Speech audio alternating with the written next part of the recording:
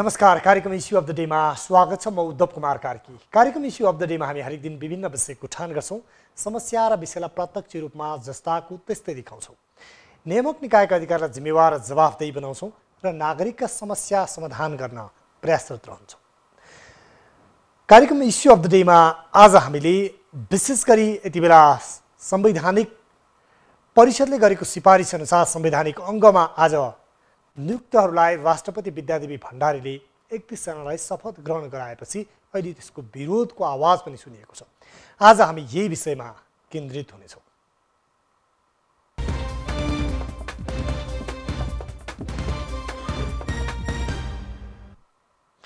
राष्ट्रपति विद्यादेवी भण्डारीले संवैधानिक निकायका प्रमुख आयुक्त त्यसैगरी आयुक्तहरूको नियुक्ति गर्नुभएको छ। संवैधानिक परिषदले सिफारिस गरेका उनीहरूले आजै पद तथा गोपनीयताको शपथ ग्रहण गरेका छन् र संवैधानिक अङ्गमा नियुक्त 31 जनाको शपथ ग्रहण गराएपछि अहिले त्यसको विरोध सुरु भएको छ भने उनीहरूले भने आजै पदभार ग्रहण गरेका छन्। संवैधानिक अङ्गमा नियुक्त हुनेहरू कति संविधान सम्मत छन्, आज हामी यो विषयमा केन्द्रित हुनेछौँ। सुरुमा यो रिपोर्ट हेरौँ।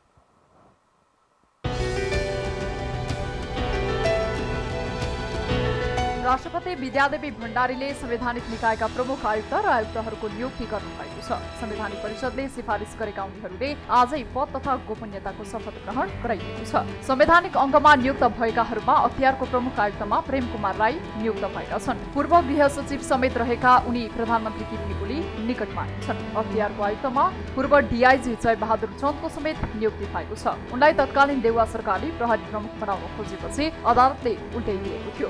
एआईजीबाट अवकाश पाएपछि उनले फेरि अहिले कांग्रेस सभापति शेरबहादुर देउवाकै सिफारिसमा अख्तियारको आयुक्त बन्न सफल भएका हुन्। यसले निर्वाचन आयोगमा निर्वाचन आयुक्तको रूपमा रामप्रसाद भण्डारी र डाक्टर जानक कुमारी तुलाथारलाई शपथ ग्रहण गराइएको छ। मानवाधिकार आयोगको अध्यक्षमा तप बहादुर मगर नियुक्त भएका छन् भने राष्ट्रिय प्राकृतिक स्रोत तथा वित्त आयोग, राष्ट्रिय महिला आयोग, दलित आयोग, समावेशी आयोग, मधेसी आयोग, आदिवासी जनजाति आयोग, थारू आयोग र मुस्लिम आयोगमा पनि प्रमुख तथा पदाधिकारी नियुक्त भएका छन्। उस 30 गते बसेको संवैधानिक परिषदको बैठकले विभिन्न संवैधानिक निकायका रिक्त पदाधिकारी नियुक्तिका लागि सिफारिस गरेको थियो। त्यस लगतै माघ 5 गते प्रतिनिधि सभा विघटन भएपछि संवैधानिक व्यवस्था अनुसार परिषदले सिफारिस गरेका पदाधिकारीहरूको संसदीय सुनवाई हुन सकेको थिएन। संसदीय सुनवाई बिना नै सबै पदाधिकारीले पद तथा गोपनीयताको शपथ लिएका हुन्। प्रतिनिधि सभा विघटनपछि संसदीय संवैधानिक निकायमा सिफारिस भएका उनीहरूको सुनवाई हुन सकेको थिएन। त्यसपछि प्रतिनिधि सभाका सभामुख अङ्गी प्रसाद सापकोटाले नियुक्तिको सिफारिस पत्रलाई परिषद ध्यानै फिर्ता पठाएका थिए। संविधान अनुसार संवैधानिक निकायका पदाधिकारी नियुक्ति गर्दा संसदीय सुनवाई समितिबाट अनुमोदन गर्नुपर्ने व्यवस्था छ। तर 45 दिनसम्म निर्णय दिन नसकेको अवस्थामा स्वतः अनुमोदन भएको मानिने व्यवस्था गरिएको छ। संसदीय सुनवाई बिना संवैधानिक अङ्गमा नियुक्त गर्न नहुने भन्दै सर्वोच्च अदालतमा रिट समेत परेको छ। संसदीय समितिको सुनवाई बिना संवैधानिक अङ्गमा नियुक्ति गरेको विरोधमा नेकपाको प्रचण्ड माधव समूहले भोलि आम हडताल गर्ने घोषणा गरेको छ।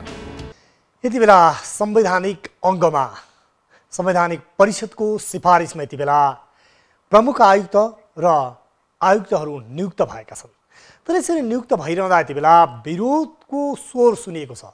विशेष गरी नेपालको संविधानलाई हेर्ने हो भने संवैधानिक अङ्गमा या भनौँ संविधान अङ्ग भनेको सरकारभन्दा पृथक रहेको र स्वतन्त्रपूर्वक आफ्नो काम गर्ने अङ्गको रूपमा संवैधानिक व्यवस्था गरिएको छ र यी संवैधानिक अङ्गमा प्रमुख आयुक्त र आयुक्तहरू नियुक्ति गर्दा यसको आफ्नै मापदण्ड रहेको छ र संवैधानिक परिषदको सिफारिसमा नियुक्त उनीहरूलाई संसदीय सुनवाई गरेपछि संसदीय सुनवाईबाट उनीहरू त्यसबाट संसदीय सुनवाईले अनुमोदन गरेपछि राष्ट्रपतिले शपथ ग्रहण गराउने विधि र परम्परा छ। तर संसद नभएको अवस्थामा 45 दिनमा यदि सुनवाई भएन भने पनि ऊ स्वतः नियुक्त हुने प्रावधान रहेको छ। तर यो प्रावधान गलत भएको या भनौँ यति बेला प्रधानमन्त्री केपी शर्मा ओलीले संवैधानिक अङ्गहरूमा आफ्नो प्रभाव र प्रभुत्व जमाउनको लागि यसरी मनोमानी नियुक्त गरेको र संसदीय सुनवाई बिना नै उनीहरू नियुक्त हुन लागेको भन्दै 2 दिन अघि मात्र सभामुख अग्नि सापकोटाले संसदीय सुनवाईलाई नगरिकन या भनौँ संसदीय सुनवाई बिना संवैधानिक अङ्गहरूमा नियुक्त हुन नसक्ने भन्दै उक्त सिफारिस गरिएको फाइल सक्कलाई फिर्ता पठाएका थिए। तर आज 45औं दिनमा राष्ट्रपति विद्यादेवी भण्डारीले उनीहरू सबैजना अर्थात् 31 जनालाई शपथ ग्रहण गराएका छन् र शपथ ग्रहण गर्नेहरूले आजै पदभार ग्रहण गरेका छन्। हामीले यति बेला यो विषयलाई लिएर आज संवैधानिक अङ्गहरूमा नियुक्ति कति संवैधानिक कति असंवैधानिक भनेर केन्द्रित रहनेछौँ र विशेष गरी हामीले यति बेला हेर्ने हो भने पूर्व गृह सचिव समेत रहेका प्रेम कुमार राई लाख्तियारको जिम्मा दिएको छ प्रमुख आयुक्तको रूपमा र उनी केपी शर्मा ओली निकट भनेर चर्चा गरिएको छ र त्यसै गरी अख्तियारमा अर्का आयुक्त जो पूर्व डिआइजी समेत रहेका छन् नेपाल प्रहरीका जयबहादुर छन् उनलाई पनि आयुक्तको रूपमा नियुक्त गरिएको छ र उनी विशेष गरी प्रमुख प्रतिपक्षी दल नेपाली कङ्ग्रेसका सभापति सिद्धबहादुर देउबा निकट मानिन्छन् र उनलाई यसअघि पनि आइजिपी बनाउन चाहेको भनेर बुझिएको छ विशेष गरी नेपाली कङ्ग्रेसका सभापतिको बलमा। तर तत्कालीन अवस्थामा उनी आइजिपी बन्न असफल भएपछि यति बेला पुनः संवैधानिक अङ्गमा नियुक्ति हुने सौभाग्य उनले प्राप्त गरेका छन्। त्यसै गरी विभिन्न आयोगहरू थारू आयोग मुस्लिम आयोगदेखि निर्वाचन आयोगसम्म यसरी नियुक्ति गरिएको छ र यो नियुक्ति भइरहँदा यो नियुक्तिको विरोधमा या भनौँ संसदीय सुनवाई बिना संवैधानिक अङ्गमा नियुक्त हुन नसक्ने भन्दै यति बेला सर्वोच्चमा रिट समेत दायर भएको छ। तर यो रिट दायर भइरहँदा कानुन व्यवसायीहरूले यसको पक्ष र विपक्षमा दुवैमा आफ्नो बहस पैरवी गरिरहेका छन् र यो संवैधानिक अङ्गमा नियुक्तिको विरोधमा यति बेला नेकपाको एउटा घटक प्रचण्ड माधव नेपाल समूहले भोलि आम हडतालको पनि आह्वान गरेको छ। यस्तो बेलामा मुलुकमा एउटा विवादास्पद अवस्थामा या भनौँ ठुलो आन्दोलन र प्रधानमन्त्री केपी शर्मा ओलीको जुन प्रतिनिधि सभा विघटन गर्ने कदमकै विषयमा सर्वोच्चमा मुद्दा विचाराधीन भइरहँदा त्यहाँ बहस र छलफल भइरहँदा यसरी संवैधानिक अङ्गहरूमा जसरी संवैधानिक परिषदले नियुक्ति गरेको छ संवैधानिक परिषदमा समेत त्यसलाई अध्यादेश मार्फत परिषदको बैठक सम्बन्धी व्यवस्था नै परिवर्तन गरेर यसले कतै निरङ्कुश त हाबी त हुने होइन भन्ने चौतर्फी विरोधको आवाज पनि सुनिएको छ। तर विरोध हुनु र व्यवहार त कानुनी दृष्टिकोणले कानुन सम्वेत छ या छैन भन्नु फरक विषय हो। त्यसैले हामीले यस विषयमा कानुन व्यवसायीहरूसँग अधिवक्ताहरूसँग पनि आज कुराकानी गर्नेछौँ। त्यसै गरी नेपाल बार एसोसिएसनका अध्यक्ष चण्डीश्वर श्रेष्ठसँग पनि हामी कुराकानी गर्नेछौँ भने पूर्व सभामुखहरूसँग पनि यस विषयमा नेपालमा भएका संवैधानिक अभ्यास त्यसै गरी संसदीय सुनवाईको क्रममा फाइल फिर्ता पठाएका विषयहरूमा पनि पूर्व सभामुखहरूसँग पनि कुराकानी गर्नेछौँ। यति बेला भने अधिवक्ता रामहरि नेपाल हामीसँग हुनुहुन्छ, उहाँसँग यस विषयमा कुराकानी गर्नेछौँ। यति बेला संवैधानिक परिषदको नियुक्तिको विषय र आज राष्ट्रपतिले शपथ ग्रहण गरेको विषयमा गराएको विषयमा विभिन्न टिक्का टिप्पणी र विरोधहरू भइरहेका छन्। संवैधानिक परिषदमा गरिएको यो नियुक्ति संवैधानिक परिषदको सिफारिसमा संवैधानिक अङ्गमा गरिएको नियुक्ति संविधान सम्बद्ध छ छैन? प्रश्नको लागि धन्यवाद। अब सबैभन्दा पहिला त हामीले एउटा कुरा के बुझ्नुपर्छ भन्नुहुन्छ भने यो संवैधानिक परिषदको जुन बैठक छ त्यो चाहिँ नियमसँग छ कि छैन, यसको लागि हामीसँग भएको विद्यमान कानुनले के भन्छ र यसमा चाहिँ जो चाहिँ सदस्यहरू हुन्छन् त्यसको सदस्यको त्यहाँ उपस्थिति हुन्छ कि हुँदैन, त्यो हुँदा के हुने नहुँदा के हुने भन्ने कुराको जुन हामी सबैभन्दा पहिला त्यो बुझ्न जरुरी छ। र सरकारले संवैधानिक परिषदको अध्यक्ष प्रधानमन्त्री स्वयं हुने र प्रधानमन्त्रीले चाहिँ चाहेको बेलामा संवैधानिक परिषदको बैठक कानुन सम्बन्धी राखेको अवस्थामा सबै सदस्यहरू उपस्थित हुनैपर्ने व्यवस्था भएको हुनाले र त्यसरी नै सोही बमोजिम चाहिँ प्रधानमन्त्रीले चाहिँ यो संवैधानिक परिषदको बैठक राखेको र बमोजिम चाहिँ जति चाहिँ संवैधानिक निकायहरू छन् तिनीहरूमा नियुक्ति गरेको हुनाले यो कानुन सम्मत र नियम सम्मतै छ भन्नुपर्छ। तपाईँले यो भनिरहँदा जसरी संवैधानिक परिषदको बैठक सम्बन्धी व्यवस्था पनि अध्यादेश मार्फत संशोधन गरियो, 5 जनाको ठाउँमा 3 जनाको व्यवस्था गरियो र यति बेला संसदीय सुनवाई नभइकन उनीहरूलाई संवैधानिक अङ्गमा नियुक्ति गर्नु मिल्दैन भन्दै सभामुखले समेत फाइल फिर्ता पठाइदिनु भएको छ। यसलाई चाहिँ के भन्ने त? अब यसमा यस्तो हुन्छ, हामीले चाहिँ हाम्रो भनेको व्यवस्था संसदीय व्यवस्था हो, संसदीय प्रणाली हो। यो संसदीय प्रणालीमा चाहिँ सभा, प्रतिनिधि सभा र राष्ट्रिय सभाका बैठकहरू वर्षमा निश्चित समयहरू मात्रै बस्छन्। त्योभन्दा बाहिरको समय भयो र राज्यलाई कुनै कानुन गर्नु पर्यो, कानुन चाहियो भने चाहिँ यो बेलामा हामीले के गर्छौँ भन्दाखेरि अध्यादेश मार्फत चाहिँ देश सञ्चालन हुन्छ। यो चाहिँ राज्यको विधि विधानै त्यस्तो खालको हाम्रो चाहिँ संवैधानिक व्यवस्था बनिरहेको छ, कानुनी व्यवस्था त्यस्तो छ। त्यो कारणले चाहिँ अहिले चाहिँ हाउस नबसेको अवस्थामा चाहिँ कुनै पनि कानुन नभएको र त्यो कानुनलाई एड्रेस गर्नुपर्ने अवस्थामा चाहिँ त्यो चाहिँ अध्यादेश मार्फत आएको हुनाले हामीले यसलाई कानुन नै मान्नु पर्यो। पहिलो कुरो त्यो कानुन नै हो, किनभने चाहिँ व्यवस्थापिकाले काम नगरेको बेलामा, हाउस सञ्चालन नभएको बेलामा चाहिँ कानुन आउने कहाँबाट हुन्छ भन्दाखेरि त्यो अध्यादेश मार्फत आउँछ। त्यो कारण त्यो आफैमा लिगल काम हो, राज्यले गर्न सक्ने अधिकार राज्यले दिएको छ, त्यो चाहिँ मन्त्री परिषदले त्यो गर्न सक्छ। यो अवस्थामा ल्याएको हुनाले त्यो नै विधिसम्मत छ। त्यो विधिसम्मत भएको हुनाले त्यो विधिमा विधिलाई अपनाएर आएको हुनाले अहिले जुन नियुक्ति भएको छ त्यो पनि विधिसम्मत नै हुनेछ। किनभने त्यो चाहिँ अध्यादेश आइसकेपछि त्यसमा चाहिँ कसले अनिच्छा देखायो बैठकमा हुनलाई अथवा त्यसले देखाएन भन्ने कुरा एउटा हुनसक्छ। एउटा चाहिँ त्यो मैले चाहिँ के भने भन्दाखेरि संवैधानिक नियुक्तिको विषयमा जुन हामीसँग भएको विद्यमान कानुन छ त्यसलाई चाहिँ सहजीकरण गर्नको लागि बनेको जुन अध्यादेश छ त्यसको विषय हो। अर्को तपाईँले नियुक्तिको विषयमा प्रश्न गर्नुभयो, जहाँ चाहिँ अहिले सभामुखले यसलाई चाहिँ फिर्ता गर्नुभयो भन्नुभयो, यो कुन अवस्थामा परिकल्पना गरिएको भनेर हामीले हेर्न जरुरी छ। यहाँ दुईवटा कुराको परिकल्पना गरेको छ। एउटा भनेको चाहिँ हाउस सञ्चालन भएको बेलाको परिकल्पना, भनेको चाहिँ के हो भन्दाखेरि अहिले हाउस चलिरहेको छ, यो अवस्थामा चाहिँ चलेको अवस्थामा चाहिँ तपाईँले 45 दिनभित्र चाहिँ संसद सचिवालयलाई पठाइसकेपछि त्यसको रेस्पोन्स आएपछि गर्ने भन्ने व्यवस्था हो।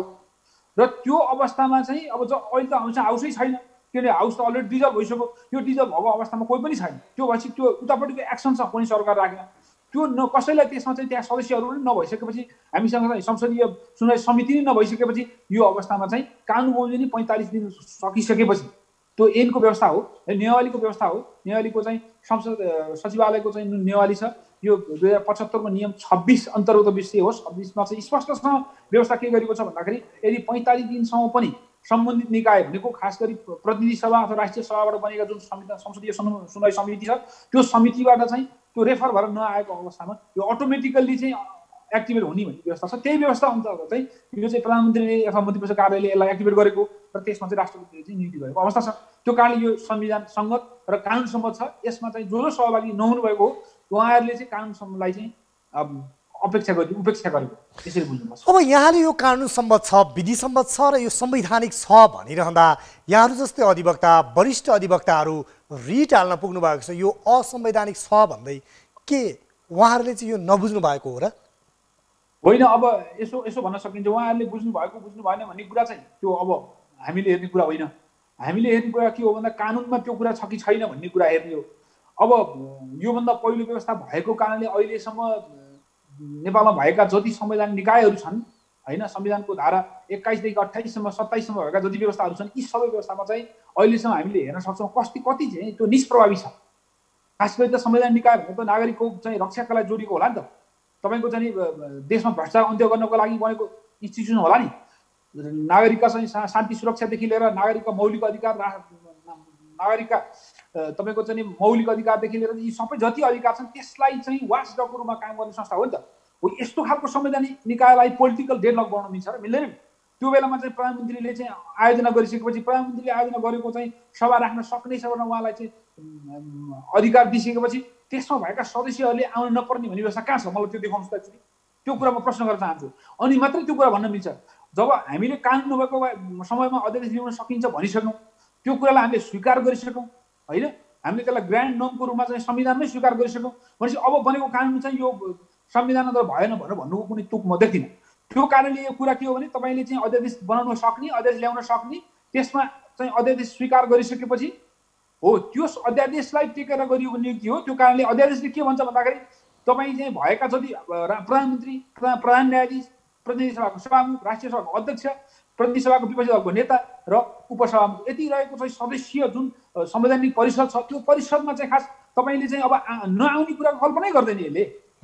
अनि तपाईँको त्यहाँको जिम्मेवार प्रतिनिधिहरू जनताका नागरिकले चुनेर पठाएका प्रतिनिधिहरू अथवा राज्यप्रति जिम्मेवार हुन्छु भनेर पोलिटिकल इन्स्टिट्युसनमा रेकगनाइज भएका मान्छेहरू नजाने अनि त्यसपछि चाहिँ बाहिर यस्तो भयो उस्तो भयो भन्ने खासै अर्थ राख्दैन। यसपछि यो संविधानको उहाँहरूले चाहिँ पालना नगरेको जो आउनु भएन, जो चाहिँ त्यहाँ संलग्न हुनु भएन, उहाँहरूले पालना नगरेको हुनाले अरूले के भन्यो भन्दा पनि कानुनले के भन्यो भन्ने कुरा हामीले हेर्नुपर्छ र यो कानुनमा जे कुरा लेखेको छ त्यो कुराको हुबहु पालना हुनुपर्छ। अहिले हामीले भने सुप्रिमेसी अफ कन्स्टिट्युसन भनेको यही हो। त्यो कारणले अहिले विधि कानुनमा अथवा विधिमा हामीले एडप्ट गरेको जुन नर्म्स त्यो नर्म्समा के भन्छ भन्दाखेरि अहिले तपाईँको चाहिँ सरकारले के गर्यो भन्दा अध्यादेश ल्यायो, अध्यादेश मार्फत चाहिँ 5 जना त अब तपाईँ कल्पनै नगर्नु 6 जना कहिले उपस्थित हुन नहुने भयो।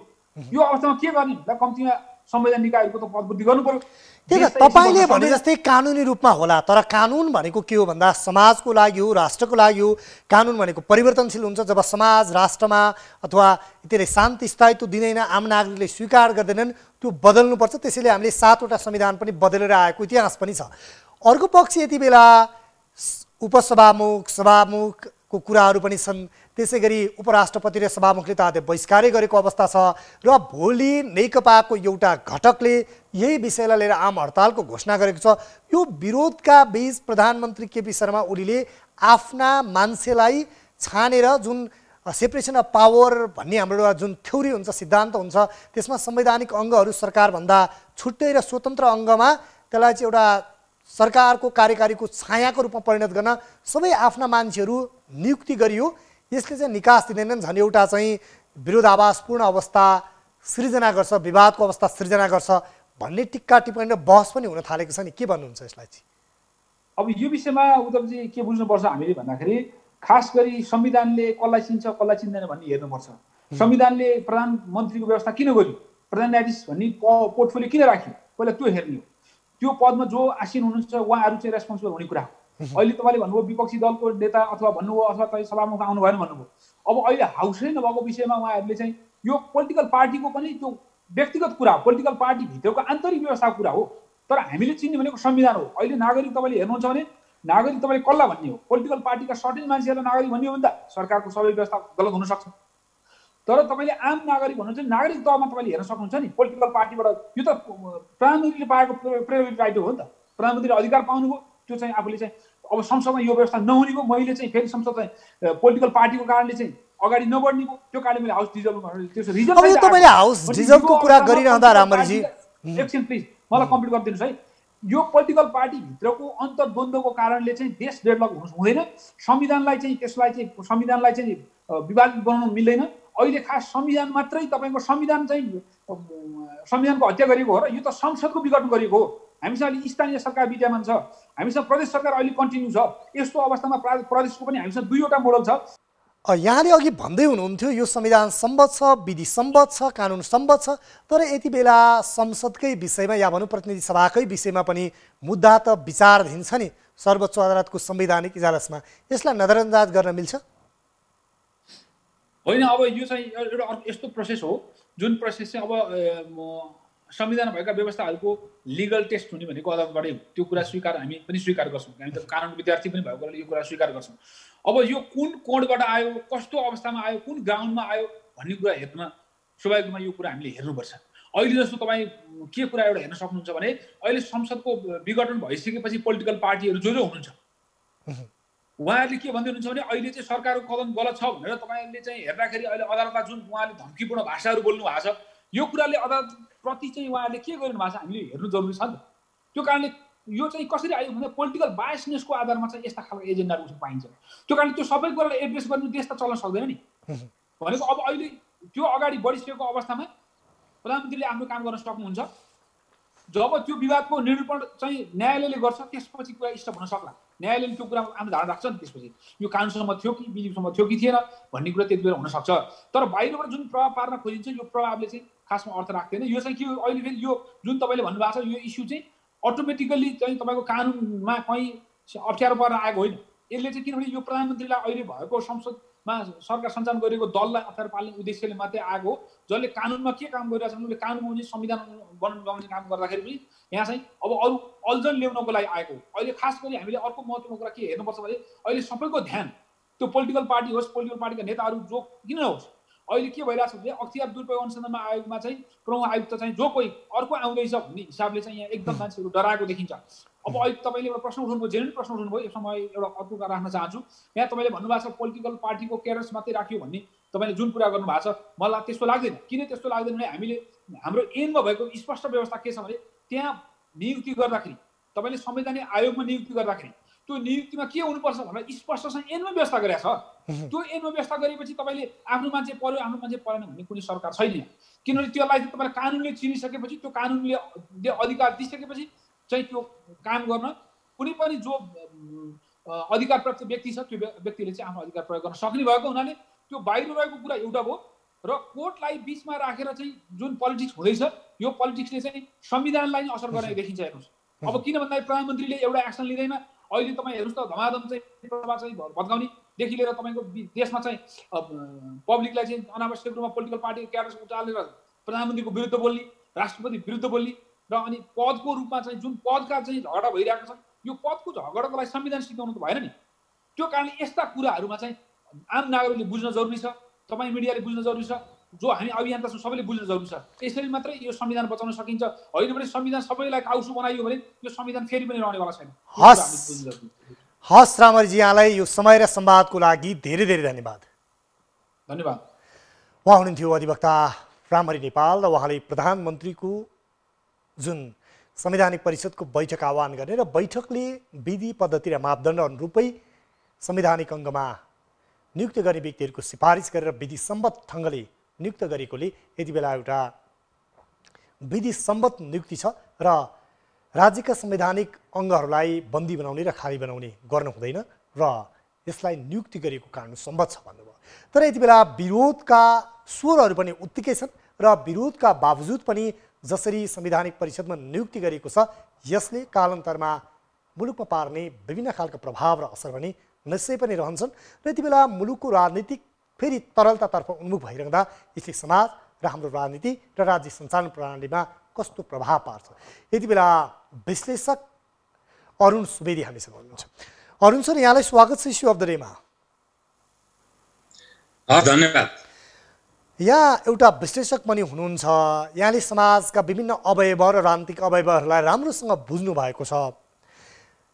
यति बेला नेपालमा जसरी संवैधानिक परिषदको नियुक्तिलाई समेत लिएर नेकपाको एउटा समूह प्रचण्ड नेपाल समूहले आम हडताल आह्वान गरेको छ, विभिन्न विरोधहरू भएको छ, प्रधानमन्त्रीले संवैधानिक परिषदको बैठक सम्बन्धी अध्यादेशलाई नै संशोधन गरिदिनु भएको छ, यसले हाम्रो मुलुकको राजनीति कता जाँदैछ, समाज कता जाँदैछ? अब समाज भन्दा पनि अहिलेको तुरुन्तको राजनीतिक मुद्दा मात्रै यो हो। यसले दीर्घकालीन रूपमा कुनै समाजलाई एउटा दिशा दिने अथवा दीर्घकालीन राजनीतिक मुद्दाहरू स्थापित गर्ने तर्फको कुनै पनि प्रकारको त्यस्तो ठुलो स्पेक्ट्रमको मुद्दा होइन। यसलाई तुरुन्तका लागि जुन नेपाल कम्युनिस्ट पार्टीभित्रको खिचलो छ, त्यो खिचलोले जुन पार्टी अहिले अब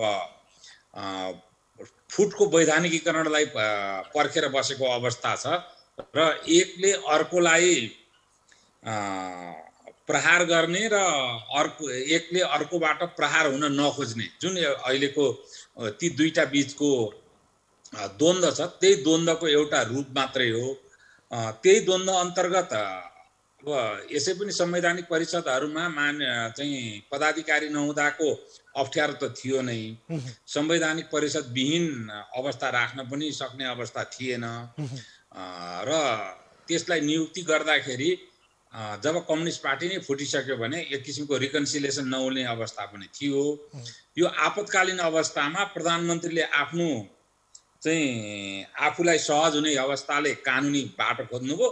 त्यो कानुनी बाटोबाट चाहिँ आफूहरूमाथि पनि कुनै प्रकारको न्यायिक अथवा अर्धन्यायिक प्रहार हुन सक्छ भन्ने आशंका, अहिले जुन तिक्तता बढेको छ र एकअर्कालाई ठेगान लगाउने परिस्थिति जुन निर्माण भएको छ नेपाल कम्युनिस्ट पार्टीका दुईटा समूह बीच, त्यो अवस्थामा अब चाहिँ आफूमाथि प्रहार हुन सक्ने सम्भावनाबाट अलिकति त्रस्त र ग्रस्त जस्तो पनि देखिन्छ माधव नेपाल र प्रचण्ड समूह। त्यसकारण यो चाहिँ स्वाभाविक द्वन्द्वको रूपमा मैले लिएको छु। यति हो, जनता र हामी जस्ताले चाहिँ दुःख पायौँ। अब यति बेला प्रधानमन्त्रीले आफ्ना मान्छे राखे भन्ने एक प्रकारको आरोप सुनिन्छ। हुन त त्यहाँ विधि प्रक्रिया ऐन कानुनलाई नै टेकिएको पनि देखिन्छ। सभामुखले जसरी फाइल फिर्ता गर्नुभयो, यो जसरी संसदीय सुनवाई समितिले सुनवाई नगरिकन नियुक्त हुन सक्दैन भन्ने विषयलाई पनि लिएर अब यसरी नियुक्त भएका आयुक्त, प्रमुख आयुक्तहरूले जुन संवैधानिक अङ्ग सरकारभन्दा छुट्टै स्वतन्त्र ढङ्गले काम गर्ने अङ्गको परिकल्पना गरेको छ संविधानले, उनीहरूले स्वतन्त्र, निष्पक्ष र निर्भीक भएर काम गर्ने वातावरण बन्ला यो विरोधका बीच नियुक्त आयुक्तहरूले? यसै पनि कम्युनिस्ट पार्टी एक हुँदाखेरि पनि यो परिस्थिति निर्माण भइ नै रहेको थियो। त्यसकारण नयाँ परिस्थिति मैले अहिले देखेको छैन। अब यसमा के जो नियुक्ति भएका छन् तीहरू योग्यता नपुगेका, कानुनले निर्धारण गरेको योग्यता नपुगेका मानिसहरू चाहिँ नियुक्ति भएका छैनन्। अब म यो प्रक्रिया सही भयो, विधिसम्मत भयो भएन भनेर जान्ने चाहिँ प्राविधिक रूपले निरूपण गर्ने विज्ञता भएको व्यक्ति चाहिँ पटक्कै होइन। तर पनि त्यो उनीहरूको जुन प्राविधिक योग्यता, कानुन सम्मत योग्यता थियो त्यो पुगेकै मान्छेहरू नै नियुक्ति भएका हुनुपर्छ। भएन भने अदालतमा अब चुनौतीहरू त आइ नै हाल्लान् होइन। अब उनीहरूले जे गर्ने निर्णयहरू छन् त्यो निर्णयहरू पनि त कानुन र विधिलाई नै टेकेर गर्नुपर्ने हुन्छ। राजनीतिक प्रतिशोधका आधारमा मात्रै त गरेर साध्य लाग्छ भन्ने मलाई लाग्दैन। तर पनि एउटा उखान छ, नगदका 9 दाउ सत्ताका 100 दाउ। सत्ताका 100 दाउमा संवैधानिक निकायहरू पनि उपयोग हुन्छन् भन्ने त्रास चाहिँ व्यापक रूपमा वर्तमान अब अहिले प्रधानमन्त्री केपी ओलीका विरोधीहरूमा देखियो। अब तपाईँ अलिकति यो जियो पोलिटिक्स र इन्टरनेसनल पोलिटिक्सको विषयमा दखल राख्ने व्यक्ति पनि हुनुहुन्छ। यति बेला नेपालको यो राजनीतिक अस्थिरता पैदा हुनुमा चाहिँ हाम्रो जुन भू राजनीति, छिमेकी सङ्घका विभिन्न खालका आयामहरू, भारतले विगतमा चाहिँ नेपालको पोलिटिक्समा माइक्रो म्यानेजमेन्टसम्म गर्थ्यो भन्ने विभिन्न टिक्का टिप्पणी, चर्चा, आलेखहरू पनि बाहिर आउने गरिरहँदा यो नेपालको चाहिँ आन्तरिक यो राजनीतिक तरलता, यो विवाद, संसद या भनौँ प्रतिनिधि सभाको विघटनमा अन्तर्राष्ट्रिय शक्तिको चलखेल कति देख्नुहुन्छ यहाँ? होइन, नेपाल जस्तो भू राजनीतिक र भू रणनीतिक संवेदनशीलता भएको मुलुकमा चलखेल हुन्छन्। अमेरिकाले पनि आफ्नो स्वार्थ अनुसार नेपाललाई उपयोग गर्न र नेपालको सत्ता आफ्नो स्वार्थभन्दा बाहिर नजाओस् र यो क्षेत्रको आफ्नो रणनीतिक स्वार्थमा नेपालबाट कुनै न कुनै किसिमको सम्बोधन होस् भनेर उसले अपेक्षा राखेकै छ। त्यसै अनुरूप सम्बन्ध पनि उसले विस्तार गरेकै हो इतिहासमा। भारतको अब कमजोर कडीको रूपमा र जियोग्राफिकल्ली भारत जहिले पनि डिफेन्सिभ हुने जियोग्राफीमा नेपाल अवस्थिति भएको हुनाले र एउटै प्राकृतिक भूगोल, सांस्कृतिक भूगोल र आर्थिक भूगोल एउटै रहेको अवस्थामा भारत झन् अत्याधिक संवेदनशील भएर चाहिँ अगाडि आएर लामो समयदेखि विगतमा हस्तक्षेपकारी भूमिका पनि निर्वाही गरेको हो। तर अन्तिम अध्यायमा आएर जुन चीनले पनि नेपालमा आफू डिफेन्सिभ मात्रै नभएर प्रोएक्टिभ रोलमा आयो, त्यसले गर्दाखेरि त्रिपक्षीय द्वन्द्व त नेपालमा स्थापितै छ। यो सत्य हो, यसबाट भागेर जाने ठाउँ छैन। यसलाई समायोजन गर्न हाम्रो राजनीतिक नेतृत्वले र कूटनीतिक नेतृत्वले अहिले सक्षम भइ नरहेको अवस्था छ। त्यसकारण हामीहरू कुनै पनि एउटा त्रासदीपूर्ण अवस्थामा जस्तो बर्मा जस्तो त्रासदीपूर्ण अवस्थामा प्रवेश गर्न पनि सक्छौँ, अथवा यसलाई समायोजन गरेर अथवा हाम्रा आकाशको अथवा भूमिका छिमेकीहरूले एक किसिमले हामीहरूलाई व्यवस्थापन गरिदिएर एउटा राम्रो बाटोमा पनि जान सक्छौँ। तर द्वन्द्व सघन छ। त्यो द्वन्द्वमा हामीहरूले अब परम्परागत रूपमा लिइआएको सन्तुलनको विदेश नीतिलाई लिन सक्ने अवस्था पटक्कै छैन। संसार भर्टिकल पोलराइजेसनको अध्यायमा प्रवेश गरेको बेला हामीले हाम्रो मुलुकलाई आवश्यक पर्ने आर्थिक फाइदा हुने र चाहिँ हाम्रो सबै आर्थिक स्वार्थ र अन्तर्राष्ट्रिय अरू अन्य स्वार्थहरू जोडिने हिसाबले आफ्नो यो विदेश नीतिलाई पनि परिमार्जन गर्नुपर्ने जरुरी छ। अस्ति मात्रै परिमार्जन गरेको विदेश नीतिको जुन डकुमेन्ट मैले पढेँ त्यसले यो संवेदनशीलतालाई सम्बोधन गर्ने अवस्था पटक्कै छैन। अब हेरौँ अब यहाँले यो बर्माको विषय समायोजन गर्न सकेका छैन। अरुण सर, यहाँले यो बर्माको विषय पनि उठान गर्नुभयो। बर्मामा पनि यति बेला सैनिकको भएको छ, नेपालमा पनि हुन त भलै नेपाली सेनाले यो नियमित अभ्यासको क्रममा भनेको छ बख्तरबन्द गाडीसहित चाहिँ आधुनिक हात हतियारले सुसज्जित गाडीहरूसहित जुन चक्रपथ परिक्रमा गरियो, कतै केपी ओलीको एउटा उन्माद बढिरहँदा यो चाहिँ एक प्रकारको नयाँ शक्तिको अभ्यास या सैनिक coup पो हुने हो कि भन्ने विभिन्न खालका संशय र आशंकाहरू पनि छन्। यसलाई चाहिँ के भन्नुहुन्छ यहाँले? त्यस्तो सम्भावना केही देख्नुहुन्छ यहाँले? नेपाली सेनाको इतिहास हेर्दाखेरि उसले जहिले पनि या त शाही सर्वोच्चता या त नागरिक सर्वोच्चतालाई स्वीकार नै गरेको अवस्था छ। शाही सर्वोच्चता र नागरिक सर्वोच्चताको कन्फ्लिक्ट हुँदा कुनै जमानामा शाही सर्वोच्चतालाई स्वीकार गरेको छ भने पछिल्लो अध्यायमा आएर नागरिक सर्वोच्चतालाई स्वीकार गरेको देखियो नेपाली सेनाले। नेपाली सेनाको इतिहासमा कहिले पनि आफैले पावर सिज गरेर कार्यकारी भूमिकामा अथवा राज्य सत्ता कब्जा गर्ने नेपाली सेनाको इतिहास आजसम्म रहेको छैन। जहाँसम्म तपाईँले अभ्यासको कुरा गर्नु हो, दिनमा अब यहाँ चाहिँ सेनाले कुनै पनि प्रकारका त्यस्ता अभ्यासहरू ट्राफिकको कारणले गर्नै सक्दैन। अब उसले त्यस्ता अभ्यासहरू गर्नु पर्यो भने त ट्राफिक नभएको समय त खोज्नु पर्यो। यो सामान्य विषयवस्तु हो। त्यसकारण मैले त्यसलाई चाहिँ ठुलो रूपमा त्यही बख्तरबन्द गाडी चाहिँ खिया लागुन्जेल सेनाको मुख्यालयमा राख्न अथवा कुनै बिजुली गारदमा राख्न ल्याइएका त होइनन्। तिनीहरूको नियमित रूपमा चाहिँ प्रयोग पनि भइराख्नुपर्छ। तिनीहरूलाई चाहिँ अब अभ्यासहरू पनि सेनाले गरिराख्नुपर्छ। त्यसकारण त्यसमा राति गरे उसले दिउँसो त गर्नै सक्दैन त्यो अहिले काठमाडौँको ट्राफिकको अवस्थामा। त्यसलाई मैले स्वाभाविक रूपमा लिएको छु। यसलाई त्यत्रो ह्यु एन्ड क्राईको विषय र षड्यन्त्रकै थ्योरी अनुसार हेरेर यसलाई कता कता व्याख्या गर्नुपर्ने विषय मैले चाहिँ लिएको छैन।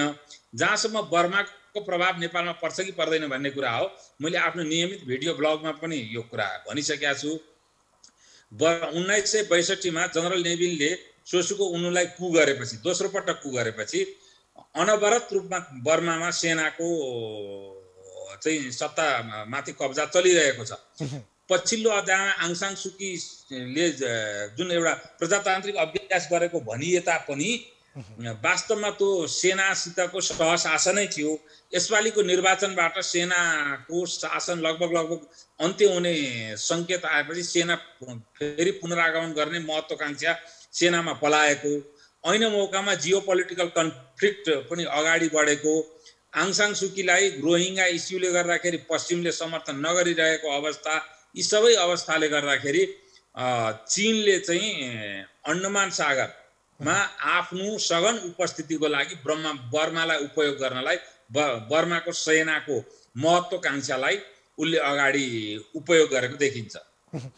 अब यसको प्रभाव चाहिँ नेपालमा यहाँले भनिरहँदा सेनालाई त्यसरी उपयोग गर्न त्यस किसिमले नेपालको परम्परागत सम्बन्ध भारत र अमेरिकासित सैन्य सम्बन्ध रहेको, चीनसित चाहिँ औपचारिक मात्रै सैन्य सम्बन्ध भएको हुनाले त्यो अवस्था दुईटा प्रजातान्त्रिक मुलुकले तुरुन्त नल्याइहाल्लान् कि भन्ने एउटा अपेक्षा हो। तर नेपालको पोलिटिकल लिडरसिप चाहिँ यसको विलोममा गयो भने वैकल्पिक व्यवस्थापनका माध्यमहरू पनि हुन सक्दैनन् भनेर भन्न पनि सकिन्न। हस्, यहाँले यो समय र संवादको लागि धेरै धेरै धन्यवाद। यहाँलाई पनि धन्यवाद। उहाँ हुनुहुन्थ्यो विश्लेषक अरुण कुमार सुवेदी। हामी कार्यक्रम इस्यु अफ द डेमा छौँ। आज हामी संवैधानिक अङ्गमा नियुक्ति भन्ने विषयमा केन्द्रित छौँ र विशेष गरी संवैधानिक परिषदको बैठक सम्बन्धी अध्यादेश जारी गर्दै 3 जनाले बैठकमा सहभागी भए पुग्ने व्यवस्था सहित यति बेला संवैधानिक परिषदमा नियुक्तिको लागि सिफारिसपछि आज राष्ट्रपति विद्यादेवी भण्डारीले संवैधानिक अङ्गका प्रमुख आयुक्त र आयुक्तहरूलाई शपथ ग्रहण गराउनु भएको छ। यो शपथ ग्रहण गराइरहँदा यति बेला संविधान सम्बद्ध छ छैन भन्ने विवाद भएको छ र प्रधानमन्त्री केपी शर्मा ओलीले यति बेला प्रतिनिधि सभा विघटन गरेको विषयमा सर्वोच्च अदालतमा मुद्दा जारी रहँदा या भनौँ बहस पैरवी भइरहँदा पुनः यस विषयमा पनि रिटहरू दायर भएका छन्। त्यति मात्र होइन, संवैधानिक परिषदमा जसरी बैठककै विषयमा विरोध भएको थियो र संवैधानिक अङ्गमा यति बेला नियुक्तिको विषयमा पनि विरोध भएको छ र नेकपाको एउटा घटक या भनौँ एउटा समूह प्रचण्ड नेपाल समूहले भोलि यही विषयलाई लिएर आम हडताल गर्ने भनेर पत्रकार सम्मेलन समेत गरिसकेको छ। अब यस्तो अवस्थामा विरोधका बीच नियुक्त भएका संवैधानिक अङ्गका प्रमुख र आयुक्तहरूले कसरी काम गर्लान् भन्ने विषय पनि यति बेला तटकारो बनेको छ। सँगसँगै सभामुख अग्निप्रसाद सापकोटाले संवैधानिक अङ्गमा नियुक्तिको विषयमा जसरी संसदीय सुनवाईको लागि सिफारिस गरिएको थियो त्यो सिफारिसको सक्लै पत्र पनि फिर्ता गरिदिएका छन् र यो विषयमा पनि विगतका अभ्यास र प्रचलन के थिए यति बेला भने उन्सारी घरती पूर्व सभामुख हामीसँग हुनुहुन्छ, उहाँसँग रहेर कुराकानी गर्ने क्रममा छौँ र यति बेला पूर्व सभामुख उन्सारी घरती हाम्रो टेलिफोन सम्पर्कमा हुनुहुन्छ। यहाँलाई स्वागत छ इस्यु अफ द डेमा। पूर्व सभामुखज्यू यहाँलाई स्वागत छ इस्यु अफ द डेमा। हामीलाई सुन्दै हुनुहुन्छ यहाँले? हजुर मैले सुनिराखेको छु। यहाँलाई स्वागत छ इस्यु अफ द डेमा। हजुर धन्यवाद छ। यति बेला संवैधानिक अङ्गहरूमा नियुक्ति भएको छ। हुन त संवैधानिक परिषदको बैठकदेखि नै विवाद थियो, यहाँहरूको विरोध पनि थियो, सभामुखले समेत संसदीय सुनवाई बिना नियुक्ति हुन सक्दैन भन्दै सक्लै पत्रहरू फिर्ता पठाइदिनु भएको छ। विगतमा हाम्रो संसदीय सुनवाई र संवैधानिक अङ्गमा नियुक्तिको अभ्यास र परम्परा के थियो, अलिकति जानकारी गराउनुहोस् न। हजुर विगतको परम्पराको कुरा नै भएन। हामीसँग एकदम संविधानको धारा 292 मा लिखितै जिउँदै संविधान हामीसँग छ, जस अन्तर्गत धारा 292 अन्तर्गत संसदीय सुनवाई सम्बन्धी व्यवस्था गरिएको छ र त्यसमा व्यवस्था गरिए बमोजिम नियुक्ति भन्दा अगाडि संसदीय सुनवाईको जे व्यवस्था थियो त्यो चाहिँ बाध्यकारी नै छ। यहाँले जसरी यो बाध्यकारी व्यवस्था भन्नुभएको छ, तर यति बेला त संवैधानिक अङ्गहरूमा नियुक्त भइसकेका छन् प्रमुख आयुक्तदेखि आयुक्तहरू। त्यहाँ यदि संसदीय सुनवाई समितिले सुनवाई गरेन भने 45 दिनभित्र स्वतः नियुक्ति हुने भन्ने व्यवस्था पनि छ नि? होइन, त्यो त के हो भने यदि सुनवाईको लागि सबै प्रक्रिया पुगेर कमिटीमै गइसक्यो र कमिटीले चाहिँ त्यसलाई चाहिँ सुनवाई गरेन या सुनवाई गर्दा गर्दै 45 दिन नागिहाल्यो भनेपछि को सवाल हो। तर यो त संसदीय सुनवाईमा गएकै छैन। संसदीय सुनवाईमा नगएपछि यो चाहिँ अब सुनवाईको क्रममा कुनै प्रक्रिया नै चलेको मानिँदैन। कुनै प्रक्रिया नै नचलेर स्वतः 45 दिन भन्ने चाहिँ यो चाहिँ अर्थ हुँदैन। त्यसैले संविधानको बाध्यकारी व्यवस्था अनुसार चाहिँ संसदीय सुनवाईमा यो जानै पर्छ। यो नगएको हुनाले यो चाहिँ जसरी चाहिँ आज शपथ भयो यो अवैधानिक हो। यहाँले भन्नुभयो 45 दिनको व्यवस्था भनेको के हो भने यदि संवैधानिक परिषदले सिफारिस गरेपछि संसदीय सुनवाई समितिमा पुग्यो तर सुनवाई समितिले विलम्ब गर्यो, ढिलाइ गर्यो, प्रक्रिया त्यहाँ फाइल प्रवेश गरेर सुनवाई प्रारम्भ भएपछि 45 दिनभित्र चाहिँ नियुक्ति हुन्छ स्वतः भन्ने व्यवस्था हो। यो व्यवस्थालाई यहाँले छलियो भनिरहँदा, अवैध भनिरहँदा, अवैध संवैधानिक छैन भनिरहँदा यति बेला उहाँहरूले पद तथा गोपनीयताको शपथ ग्रहण गरेर कार्यभार जिम्मेवारी समेत सम्हाल्नु भएको छ। अब यसलाई के भन्ने, कसरी लिने? यो त एकदमै अवैधानिक कुरा हो। संविधान बमोजिम छैन। संविधानमा जसरी चाहिँ व्यवस्था गरिएको छ, संविधानलाई काट्ने कानुन हुँदैन, नियम कार्यविधि हुँदैन। संविधानले प्रष्ट गरेको व्यवस्थाको चाहिँ संविधानै सबभन्दा हाम्रो चाहिँ माथि रहेको व्यवस्था हो। त्यसैले गर्दाखेरि संविधानमा नियुक्ति हुनुभन्दा पहिले जसरी चाहिँ सुनवाईको व्यवस्था गरेको छ, सुनवाई हुनै पर्छ र सुनवाई हुनुपर्छ भन्ने व्यवस्था चाहिँ संविधानमा लेखिसकेपछि त्यो बाध्यकारी व्यवस्था हो। र आजको दिनमा चाहिँ जसरी संसदीय सुनवाई समिति अब चाहिँ प्रतिनिधि सभा विघटन भनेर प्रधानमन्त्रीज्यूले जब चाहिँ राष्ट्रपतिज्यूलाई सिफारिस गर्नुभयो र राष्ट्रपतिज्यूले प्रमाणीकरण गरेर राजपत्रमा आइसकेको अवस्थामा सुनवाई समितिको प्रक्रिया चलाउनुको निम्ति त सुनवाई समिति छैन। सुनवाई समिति नभइसकेपछि हाम्रो सम्माननीय सभामुखज्यूले चाहिँ यो पत्रको चाहिँ सबैलाई फिर्ता पठाइसक्नु भएको छ। त्यसैले यस्तो अवस्थामा जबरजस्ती चाहिँ यो जसरी चाहिँ नियुक्ति गरिएको छ, जसरी त्यहाँनिर शपथ ग्रहण गरिएको छ, त्यो चाहिँ एकदमै अवैधानिक कुरा हो। यो संविधान बमोजिम छैन, नियम कानुन बमोजिम छैन र जसरी चाहिँ यो चाहिँ आज चाहिँ नाटक जस्तै गरियो, यस कुराले चाहिँ देशलाई ठुलो क्षति पुग्छ। यहाँ पूर्व सभामुखको रूपमा काम गरिसक्नु भएको छ, जिम्मेवारी सम्हाल्नु भएको छ, यहाँसँग अनुभव पनि धेरै छन् र यहाँ लामो समयदेखि राजनीतिमा सक्रिय एउटा शालीन नेतृत्वको रूपमा स्थापित पनि हुनुहुन्छ। यहाँको यो संविधान निर्माणमा ठुलै योगदान पनि छ र यहाँ एउटा पूर्व सभामुखको हैसियतमा हुनुहुन्छ। यति बेला के पनि टिप्पणी गरिएको छ भने केही अधिवक्ताहरूले, केही विश्लेषकहरूले यो त जसरी फाइल फिर्ता पठाउनु भयो सभामुख अग्निप्रसाद सापकोटाले, यो त उहाँलाई अधिकारै छैन, उहाँलाई त यदि हाउस चलेको अवस्थामा मात्रै त्यो अधिकार थियो भन्ने प्रधानमन्त्रीका सल्लाहकार, जो कानुनी सल्लाहकार, विज्ञहरू लगायतले भनिरहेका छन् नि। आजको दिनमा चाहिँ जसरी प्रधानमन्त्रीज्यूले प्रतिनिधि सभा विघटनको घोषणा गर्नुभएको छ, यो स्थितिमा हेर्दाखेरि प्रतिनिधि सभा छैन भनेर यदि हामीले व्याख्या गर्यौँ भने पनि अर्को चुनावको उम्मेदवारहरूले नोमिनेसन नगर्दासम्म सभामुख हुनुहुन्छ, सभामुख चाहिँ हुँदै हुनुहुन्छ र जसरी चाहिँ सङ्घीय संसदको 2वटा सभाहरू छ, यो 2वटा सभाहरूको सभामुख जो हुनुहुन्छ, सभामुख चाहिँ उहाँ चाहिँ यो सङ्घीय संसदकै प्रथम या उहाँ चाहिँ सबैभन्दा ठुलो जिम्मेवार व्यक्तित्व हो। त्यसैले गर्दाखेरि मलाई के लाग्छ भने आजको दिनमा प्रतिनिधि सभा नभए पनि सभामुख हुँदै हुनुहुन्छ र प्रतिनिधि सभाले गर्ने काम कारबाहीहरूको बारेमा जे कुराहरू आउँछ उहाँले आफ्नो फैसला गर्न सक्नुहुन्छ। उहाँलाई चाहिँ यो संविधानले दिएको अधिकार हो र संविधानको अधिकार बमोजिम उहाँले चाहिँ आफ्नो चाहिँ सदन या सभा चलाउनको निम्ति जे चाहिँ नियमहरूमा व्यवस्था गर्नुभएको छ त्यसको व्याख्या गर्ने, अन्तिम व्याख्या गर्ने अधिकार पनि उहाँलाई छ। त्यो अधिकार बमोजिम जसरी चाहिँ आज संसदीय सुनवाई समिति आज हाउसमा चाहिँ नभइराखेको अवस्थामा कहाँ गएर सुनवाई गर्ने त भन्ने सङ्कट आइलाग्यो। त्यो आइलागेपछि उहाँले जसरी चाहिँ आज डिसिजन गर्नुभयो, यहाँ सुनवाई समिति छैन, सुनवाई समिति नभएको हुनाले आज चाहिँ सभामुख हुनुहुन्छ।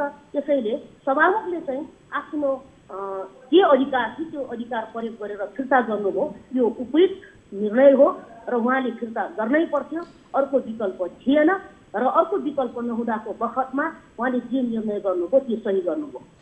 अब यहाँले भने जस्तै यो अवैध हो, अवैधानिक हो भनिरहेका छन् नेकपाको एउटा समूह, प्रचण्ड माधव नेपाल समूहले भोलि आम हडताल पनि गरेको छ। तपाईँ पूर्व सभामुखको हैसियतमा हुनुहुन्छ यति बेला, हुन त ती दलसँग तपाईँको कुनै आबद्धता रहेको छ यति बेला। अब यो अवैधानिक नियुक्ति भनिरहँदा यसको उपचार पद्धति के त? अनि यो त स्वतः हामी चाहिँ संविधानमा फर्किनुपर्छ। आज संविधानमाथि जसरी चाहिँ हमला भएको छ, संविधानमा नभएको व्यवस्थालाई जसरी चाहिँ उहाँहरूले आफ्नो चाहिँ सर्वाधिकार छ भनेर सर्वसत्तावादी एउटा मानसिकता र कोणबाट जसरी प्रतिनिधि सभा उहाँले विघटनको त्यो घोषणा गर्नुभएको छ, सबभन्दा पहिले त यही नै सच्याउनु पर्यो र संसद पुनर्स्थापना हुनु पर्यो र विधि विधानद्वारा चलेको देशलाई विधि विधानमै फर्काउनु पर्यो, नम्बर 1 कुरा। दोस्रो कुरा, यस्ता किसिमका नाटकहरू भन्ने भन्दा पनि जो चाहिँ आज चाहिँ नियुक्ति भएर जानुभयो उहाँहरूप्रति मेरो कुनै पूर्वाग्रह छैन, कुनै पनि नेपाली नागरिक योग्य हुन सक्छ यसको लागि। उहाँहरूलाई अपमानित र विवादित भन्ने भन्दा पनि भोलि नियम कानुन बमोजिम नै उहाँहरूलाई संसदीय सुनवाई जो चाहिँ संविधानको धारा 292 मा बकायदा व्यवस्था छ, यो चाहिँ प्रक्रिया पनि पुरा गरेर उहाँहरूलाई नियुक्ति दिँदाखेरि देशलाई चाहिँ एकदमै राम्रो दिशामा हामी लम्काउन सक्छौँ। यस विषयमा चाहिँ स्वयं प्रधानमन्त्रीजी जिम्मेवार हुनुपर्छ, उहाँले आफ्नो कर्तव्य पालन गर्नुपर्छ। सारा जनतालाई चाहिँ, नेपाललाई, जनतालाई, राजनीतिक दलहरूलाई चाहिँ एउटा चाहिँ विधि विधान भएको देशमा चाहिँ विधि विधान बमोजिम जाने चाहिँ एउटा प्रकारको गाइडलाइन जे गर्नु पर्थ्यो, आज चाहिँ प्रधानमन्त्रीज्यूले यो चाहिँ गल्ती गरिरहनु भएको हुनाले उहाँले आफ्नो गल्ती सच्याउनु पर्यो। यहाँले यो भनिरहँदा संविधानलाई ट्र्याकमा ल्याउनु पर्यो, संविधानको एउटा हत्या भयो, संविधानमाथि चाहिँ एउटा कुठाराघात भयो भनिरहँदा, यो असंवैधानिक छ भनिरहँदा प्रतिनिधि सभा पुनर्स्थापना भएर सायद यो सुनवाई हुने सम्भावना त नहरन सक्ला। उहाँहरू यदि संवैधानिक निकायमा संवैधानिक अङ्गमा नियुक्त भइसकेका व्यक्तिहरूको विषयमा अब यहाँले अवैध भनिरहँदा कसरी चाहिँ यसलाई वैध बनाउन सकिन्छ? अब त बाटो त उपाय त केही पनि छैन होला। उहाँहरूले त जिम्मेवारी सम्हालेर काम गरिसक्नु भएको छ। कानुनमा हामीले अध्यादेशको विषय पनि हेर्दा अध्यादेशलाई खारिज गर्न सकिन्छ बरु आउने संसदले, तर नियुक्ति त बदर हुने व्यवस्था छैन। मैले के भन्छु भने सर्वप्रथम त यहाँ चाहिँ अब जसरी चाहिँ आज चाहिँ नियुक्ति भएको छ, यो नियुक्ति चाहिँ जबरजस्त कानुन विपरीत संविधान विपरीत गरिएको छ र कानुन विपरीत संविधान विपरीत नेपाली नागरिक कुनै पनि, उहाँहरूलाई मात्रै भन्दिनँ मैले, कुनै पनि नागरिकलाई चाहिँ त्यसरी चाहिँ जे चाहिँ नियुक्ति गरियो त्यो अवैधानिक नै हो। सो त यो खारेज हुन्छ। भोलिको दिनमा चाहिँ हामीले संविधानको बाटो पछ्याउँदै जाँदा, हामीले चाहिँ विधि विधान मान्दै जाँदा, हामीले चाहिँ हाम्रो देशको ऐन कानुनलाई चाहिँ कार्यान्वयन गर्दै जाँदा यो त स्वतः रद्द हुन्छ नि। कुन विधि र प्रक्रिया मार्फत रद्द हुन्छ? यहाँले रद्द हुन सक्छ, रद्द हुन्छ कानुनी कसीमा, यो अवैध छ भनिरहँदा रद्द गर्नु पर्यो या भनौँ यसलाई चाहिँ पुनः स्थगित गर्नु पर्यो या भनौँ यसलाई अवैध ठहर गर्नु पर्यो, घोषित गर्नु पर्यो भने कुन विधि र प्रक्रियाबाट गर्ने? होइन, आजै पनि यो चाहिँ हिजोको दिनमा चाहिँ रिट त्यहाँ चाहिँ दायर भइसकेको छ होइन। यहाँ चाहिँ अब यहाँहरूलाई थाहा पनि होला, अदालतमा चाहिँ यो एजेन्डा सम्बन्धी प्रवेश हुँदाहुँदै पनि प्रधानमन्त्रीज्यूले यसलाई कुनै पनि वास्ता नगरी उहाँ जसरी अगाडि सरासर बढ्नुभयो, अदालतले पनि केही बोल्ला होइन, एउटा कुरा। अर्को कुरा चाहिँ यहाँ त सभामुखज्यूले चाहिँ जे पत्र फिर्ता पठाउनु भएको छ त्यसलाई पनि लट्याइएको छ नि त। यसको विषयमा पनि केही छलफल होला होइन, यसको पनि केही प्रक्रियाहरू होला। विगतमा यसले लिएको प्रक्रियाको नजिरहरू पनि छन्, यी नजिरहरूलाई पनि फर्केर हेरिएला, त्यसमा व्याख्या गरिएला, बहस गरिएला। त्यसैले मलाई के लाग्छ भनेपछि उहाँले आज जे गर्नुभयो, जसले चाहिँ नियुक्ति पाउनुभयो, उहाँहरूको दोष गुणको कुरा भन्ने भन्दा पनि प्रधानमन्त्रीज्यूले जसरी चाहिँ संविधानमाथि यसरी आक्रमण गर्नुभयो र संविधानलाई चाहिँ जसरी चाहिँ उहाँले फेल गर्दै हुनुहुन्छ, यसले चाहिँ समग्र सिस्टममाथि या लोकतन्त्रमाथि नै जे चाहिँ यहाँ चाहिँ आक्रमण भइराखेको छ यस कुरालाई देखाउँदछ, दर्शाउँदछ। त्यसैले गर्दाखेरि मलाई के लाग्छ भनेपछि आज चाहिँ हामी चाहिँ कुबाटोमा छौँ होइन। हामी चाहिँ वैधानिक बाटोमा छैनौँ, संवैधानिक बाटोमा छैनौँ, हामी चाहिँ असंवैधानिक बाटोमा छौँ। प्रधानमन्त्रीज्यूले त्यसलाई चाहिँ विधि विधानभन्दा विपरीत बाटोमा अगाडि बढाइराख्नु भएको छ। त्यसैले गर्दाखेरि यो कदमै सच्चिनुपर्छ। यो सच्चिनुको लागि हामीले चाहिँ संसद पुनर्स्थापना गर्नुपर्छ। संसद पुनर्स्थापना भइसकेपछि यी सबै प्रक्रियाहरूमा चाहिँ हामीले जहाँ जहाँ अगाडि बढाएका छौँ प्रक्रिया, त्यो बमोजिम आफ्नो प्रक्रिया टुङ्गाएर नयाँ चाहिँ एउटा प्रक्रियाद्वारा चाहिँ उहाँहरू या नेपाली नागरिक कुनैले पनि यो देशको कुनै पनि जिम्मा चाहिँ सम्हाल्न सक्नुहुन्छ। त्यो सम्हाल्ने दिशामा हामी जानुपर्छ। हस्, व्यस्तताको बावजुद पनि यो महत्त्वपूर्ण समय दिनुभयो र यो महत्त्वपूर्ण कुराकानीको लागि यहाँलाई धेरै धेरै धन्यवाद। हजुर, धन्यवाद छ। उहाँ हुनुहुन्थ्यो पूर्व सभामुख वंशरी घरती र उहाँले भने यति बेला विधि प्रक्रिया विपरीत संवैधानिक अङ्गमा भएको नियुक्तिको विषयमा प्रश्न उठाउनै पर्छ र संसदीय सुनवाई बिना कुनै पनि हालतमा संवैधानिक अङ्गहरूमा नियुक्तिको परिकल्पना संविधानले गरेको छैन र यो अवैध नियुक्तिको विषयमा पुनः सुनवाई हुनुपर्छ। व्यक्तिका विषयमा को कहाँ नियुक्त भए भन्ने टिक्का टिप्पणी भन्दा पनि प्रधानमन्त्रीको कदम सच्याउनुपर्छ भन्ने उहाँको आग्रह थियो। कार्यक्रम इस्यु अफ द डेमा आज हामीले संवैधानिक अङ्गमा नियुक्ति भन्ने विषयमा केन्द्रित रह्यौँ। विशेष गरी यति बेला संवैधानिक परिषदको बैठकले सिफारिस गरेका व्यक्तिहरू यति बेला मुलुकको संवैधानिक अङ्गमा प्रमुख आयुक्तदेखि आयुक्तहरू नियुक्त भएका छन्। संवैधानिक अङ्ग भनेको सरकार या कार्यपालिकाले गरेका विभिन्न गल्ती कमी कमजोरी छन् भने त्यसविरुद्ध परेका उजुरीमाथि निष्पक्ष छानबिन गर्ने स्वतन्त्र निकाय हो। तर यति बेला कार्यपालिकाको छाया संवैधानिक अङ्गहरूमा पर्ने हो र कार्यपालिकाले विभिन्न राजनीतिक प्रभाव, दबाव, प्रलोभन र आश्वासनमा आफू अनुकूलका मान्छेहरू भर्ती गर्ने हो भने निश्चय पनि त्यसले स्वतन्त्रतापूर्वक काम गर्ने हैसियत गुमाउँछ भने एउटा राज्य र नागरिकले पनि जे सोचेका हुन्छन् संवैधानिक अङ्गप्रति जे न्यायको अपेक्षा गरेका हुन्छन् त्यो नहुन सक्छ। यति बेला संवैधानिक अङ्गहरूमा यो नियुक्ति भइरहँदा यसले विवादको विषय धारण गरेको छ। यद्यपि जहाँ जसरी नियुक्त भए पनि राजनीतिक विवाद यति बेला जारी रहे पनि नियुक्त भएका व्यक्तिहरू जो प्रमुख आयुक्तहरू हुनुहुन्छ उहाँहरूले भने निष्पक्ष भएर विधि कानुन सम्मत काम गर्नु आवश्यक छ।